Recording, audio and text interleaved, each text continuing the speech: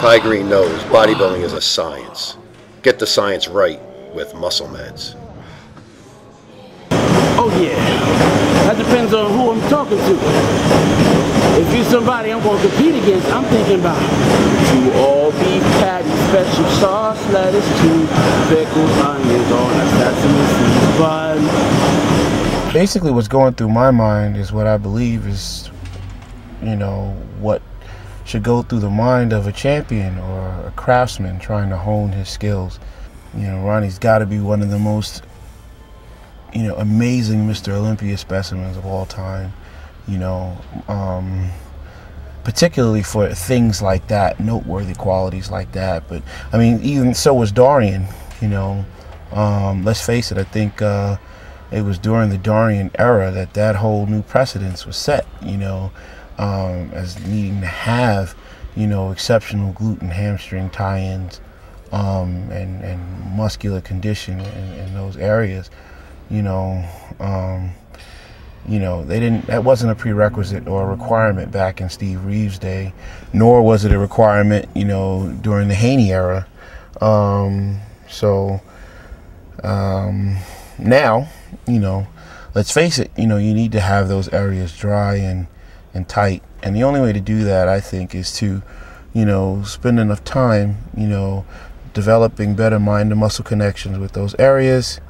As a result, you're able to get more efficient contractions, which means better quality work, you know, and better quality work just means, you know, better condition, better muscle volume in those areas overall over time. So that's what I'm doing. A glute worker, he said the movements were unorthodox.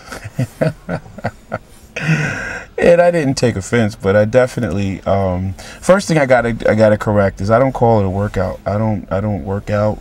You know, people that do work out, my hat is off to them, but that's not what I do. This is a commitment for me, to come in there and try to be the best athlete, or present the best athlete specimen that I can, you know, in the craft of my sport, speaking the language that is relative to my sport. That said, you know, I'm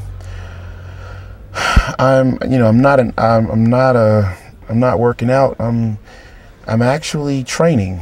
You know, a person can work out doing anything and not necessarily have a goal in mind, but you know, when you have a goal in mind, that means your efforts are working towards a direct end. You know, and in order to do that, that means you're training.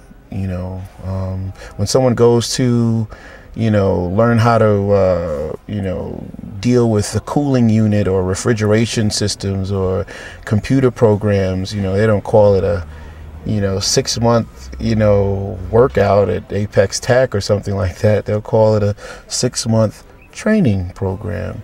To me, the word training just suggests that there's a purpose and there's a reason why you're doing this. Much more than just the immediate gain of doing something in the moment. I'm sweating, I'm breathing heavy, hey, I'm working out. I don't do that. I'm working towards a direct end, deliberately doing specific things that are going to yield the return that I'm looking for going forward. Technically what happens is when you're doing the Jefferson, at the bottom of that movement, when you're sitting in the bucket, you know, the idea is to force your knees out.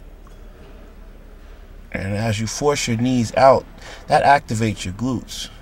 So your glutes are supposed to stay under continued contraction while at the bottom of the movement and all the way up at the top of the movement. You know, this is the way, in my mind, to perform the Jefferson as I aim to do it. Some people can almost, when you become really, really aware of the muscles, you know, that are responsible for this movement, and when you really become a master at using the muscles that are responsible for pelvic flexion, you know, you'll be able to probably imitate the same results from doing a duck squat, you know. But this was a really, the more effective the better I became at doing Jeffersons, the more in control I became of, the more proficient a squatter I became. The better form I ended up having overall as a bodybuilder, and not, you know, as a power lifter. The mechanics for squatting as a power lifter are very, very, very different. Very, very, very different. Get a lot of lower back involvement, you know, by leaning forward, and that's not what we're trying to do. I've seen and heard of power lifters, you know, thinking about and talking about learning how to squat while sitting down on a chair or on a box, you know, and in performing a Jefferson, and even just squatting the way I believe in squatting. You don't want to, you know, sit down on a box. You want to become the chair rather than, you know, your hamstrings and your glutes end up working so much. They are your chair. They are your support. Just like the imaginary band that sits around your midsection. So yeah, that's kind of where we're at with that. So basically, when you're down in the bucket on the Jefferson, you're forcing your knees out because they want to come in, you know, and that'll allow you to work more of your quads, but you don't let them come in. And the only muscles that help to do that, you know, is by activating your glutes.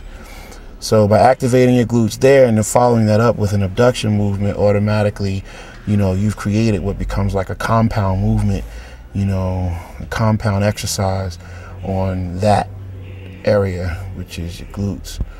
So they have no choice but to, you know, begin to respond, you know. Now with that, you know, you take that to the squat rack. You can take that to a lot of other things. Your deadlift, you can take that to your clean the presses, and, you know, almost, you know, involuntarily learn the mechanics that will allow your glutes to come in, you know, as a primary support for your lower back, you know. So rather than just, you know, tax your lower back a lot when you're doing deadlifts or when you're doing clean the presses or snatches or power cleans, you develop a very powerful ally in your glutes, you know, more than not. And you actually get away with, you know, saving your lower back so much more than you know. So yeah, okay, so we got the Jeffersons and abduction movement. Really told you a little bit too much. That's really a very, very, very precious gem that I just gave away for free. Hopefully you're not really paying me much attention and disregard everything that I'm telling you.